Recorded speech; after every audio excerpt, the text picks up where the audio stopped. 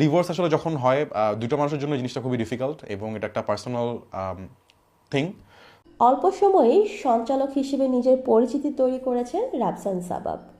নিজের অনুষ্ঠানের বাইরে বিভিন্ন বড় বড় ইভেন্টেও মাইক্রোফোন হাতে দেখা যায় তাকে। আর ব্যক্তি রাফসানের জীবন নিয়েও বছর তিনেক আগে মুগ্ধতা খেলেছিল নেটিজেনদের মনে। কিন্তু 3 বছর পর ছন্দপতন। হ্যাঁ দর্শক, ব্যক্তি জীবনে বড় সিদ্ধান্ত নিতে হয়েছে তাকে। এজন্য অনেকের অনেক ধরনের কটু কথাও শুনতে হয়েছে, শুনে যাচ্ছেন।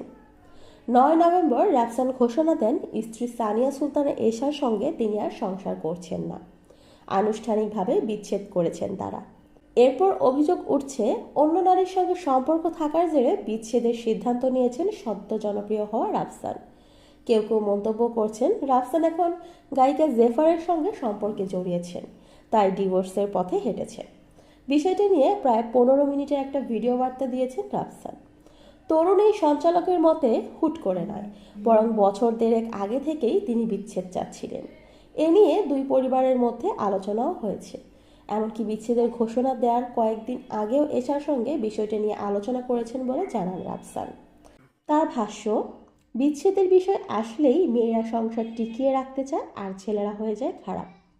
আমার প্রাক্তন স্ত্রী এক স্ট্যাটাসে জানিয়েছে আমি হঠাৎ করে এই সিদ্ধান্ত নিয়েছি, কিন্তু না, এই সিদ্ধান্ত 1.5 বছর আগে।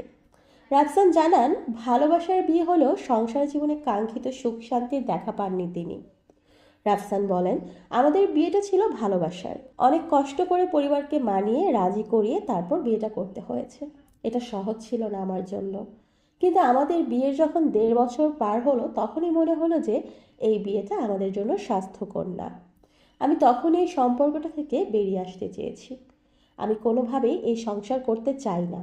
বহুবার তার সঙ্গে এটা নিয়ে বসেছি, আমাদের দুই পরিবার নিয়ে বসে আলোচনা করেছি, কিন্তু কোনোভাবেই সেটা হয়ে উঠছিল না। আমি তখনই আলাদা হয়ে যেতে চেয়েছি। প্রয়োজনে বিচ্ছেদের যত প্রক্রিয়া আছে সেটার পর তার আর্থিক সাপোর্ট দিতেও আমি রাজি ছিলাম, কিন্তু সম্পর্কটা থেকে বেরিয়ে আসতে চেয়েছি আমি। এর পেছনে যথেষ্ট কারণও আছে, সেগুলো বলতে চাই না। রাফসানের বিচ্ছেদের পোস্টগুলোতে একটি কমেন্ট ভাইরাল হয়েছে, যেখানে এক ব্যক্তি দাবি করছেন সাম্প্রতিক সময়ে রাফসান ও গায়িকা জেফারকে একটি 5 তারকা হোটেলে একসঙ্গে দেখেছেন। এ বিষয়ে রাফসানের অনুরোধ, সঠিক তথ্য ছাড়া কোনো কিছু ছড়ানো উচিত নয়। রাফসানের ব্যাখ্যা, 1.5 বছর আগে থেকে আমি বিচ্ছেদের বিষয়ে কথা বলে আসছি। আমরা স্বামী স্ত্রীর মতো না, বরং আলাদা থাকছি। ফলে ঘর ভাঙার জন্য আমাকে দায়ী বলতে পারেন। হঠাৎ কোনো এক কমেন্টের সূত্র ধরে কোনো পাবলিক প্লেসে কারোর সঙ্গে আমাকে দেখা গেছে বলে তার কারণেই আমার ঘর ভেঙেছে, এটা না বলাই শ্রেয়। যদি কারো কারণে ঘর ভেঙে থাকে সেটা আমি, কারণ যেই ঘরটা আসলে ঘর থাকে না, যদি সারাদিন কাজ করে সেখানে ফেরার ইচ্ছে না করে, মনে হয় এই জায়গাটি আমার জন্য শান্তির নয়, সেটাকে আসলে ঘর বলা যায় না। বিচ্ছেদের কারণে অনেকে রাফসানকে চিটার, প্রতারক ইত্যাদি বলে অভিযুক্ত করছেন। এই উপস্থাপকের দাবি এইসব অভিযোগও তিনি মেনে নিতে রাজি, তবু সংসারটা চালিয়ে যেতে চান না তিনি। জেফার ইস্যুতে রাফসান বলেন সোশ্যাল মিডিয়ায় একটা বিষয়ে প্রচুর কমেন্ট দেখতে পাচ্ছি জেফারকে জড়িয়ে। আপনারাই বলছেন এরকম চেহারা নিয়ে চিট করা যায়, আবার আপনারাই বলছেন জেফারের কারণে আমার ঘর ভেঙে গেছে।